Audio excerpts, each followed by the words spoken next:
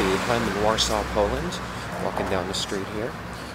This is Nowy Swiat, which is a very Starbucks kind of friendly looking area.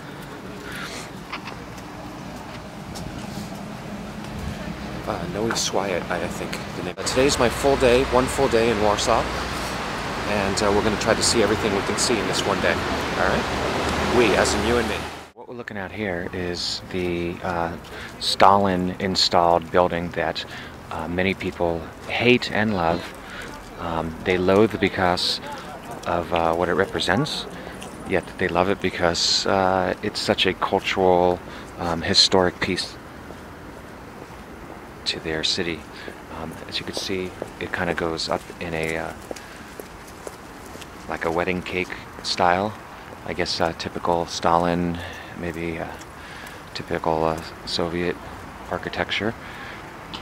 And it's the Palace of Culture and Knowledge.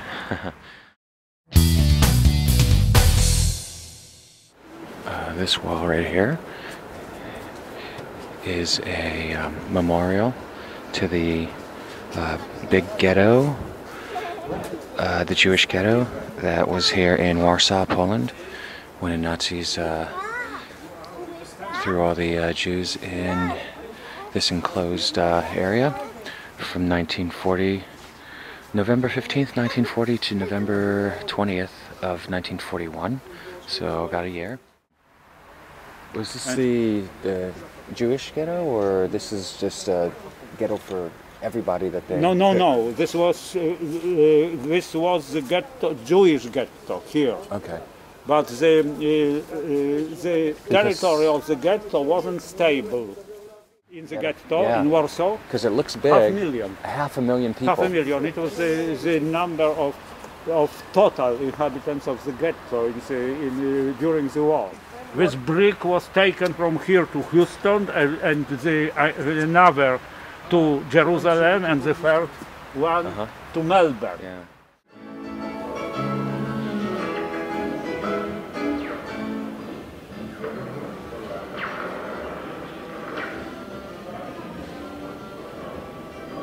Hitler powiedział, że stolica Polski ma być tylko punktem na mapie, pojęciem geograficznym. Obłędny plan jest metodycznie realizowany. Ulice pod ostrzałem broni pancernej i samolotów, artylerii. Do Warszawy sprowadzane są oprócz frontowego wojska i SS czarne bataliony złożone z kryminalistów, tudzież cudzoziemców renegatów. Ale choć płoną domy, miasto się broni.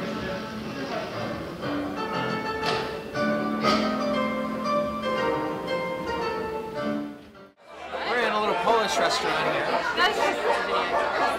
and had awesome pierogies. And we got these guys playing here. Pretty cool atmosphere.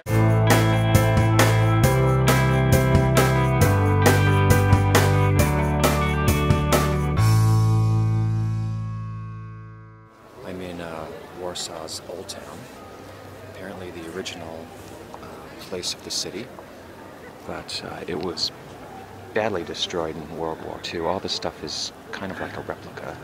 It was rebuilt shortly after the war to closely resemble what it used to look like here. And so, I mean, you know, these buildings are from World War II era. Cheap district with cheap accommodation and cheap inspiration. You live in Ukraine, so you know what kind of inspiration is it. It means alcohol. It's this mark. In Russia they do something like that, but it's correct. So mostly Poles don't speak Hebrew here. So when they came here, they see kupa, and they don't know that it's in Hebrew. And the thing is that it means also something in Polish. So they see here Polish, not Hebrew name of the street. And what means kupa in Polish? Ladies and gentlemen, welcome on Pile of Shit Street. Yeah, we are the only city in the world with the Pile of Shit Street. And we are here right now. And these people are really surprised. And the next thing is that 30, 40 years ago, people thought that it called kupa because of the conditions of the buildings on the left and on the right. Now, it's nice. created something called Mappa. Mappa is new commentary. Now it's the most important book in Judaism, after Torah and after Talmud. And it was created here in his private synagogue, built by his father. And for example,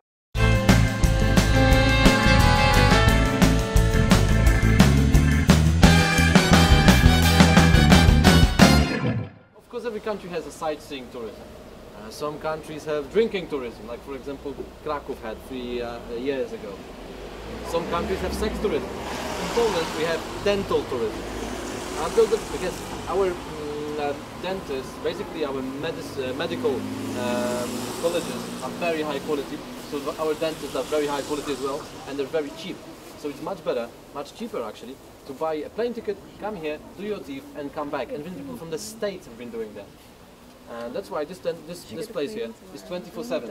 And it's not for Polish people. Polish people come here at regular hours. It's 24/7 for everybody else. Maybe get some bling.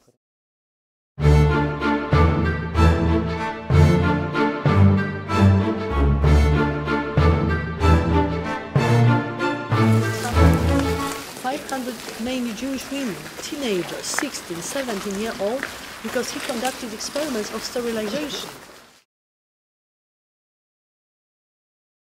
Had undressed and naked near shore. It was also the place of punishment. Very simple wooden pole with one foot.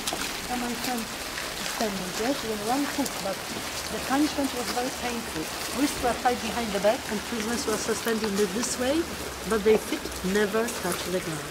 After 5-10 minutes they lost consciousness, but after an hour, 2 hours, they also died. And this sign with heart stood in food. It was the border for prisoners. When prisoners passed this sign, they were shot, but very often they passed this sign. It was called in prisoners' jargon to run on wires, to commit suicide.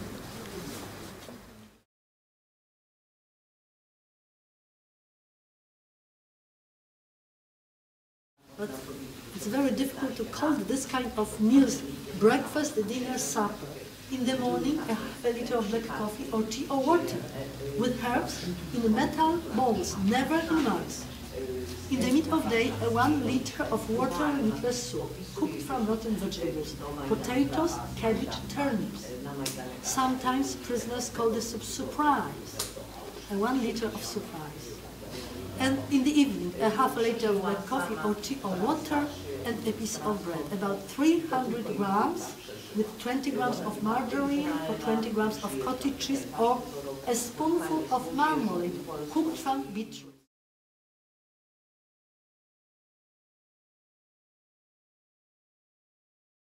Four gas chambers were destroyed before liberation, but 3 of them in the last days before liberation. But as you can see, they are also the evidence of crime because it's easy to recognize all parts. 2 years ago, our museum archaeologists found in the ruins of number 2 the last shower head, which is also the evidence of crime because the gas chamber resembled the showers because shower heads were fixed to the ceiling, but as you know, they were never connected to the water supply.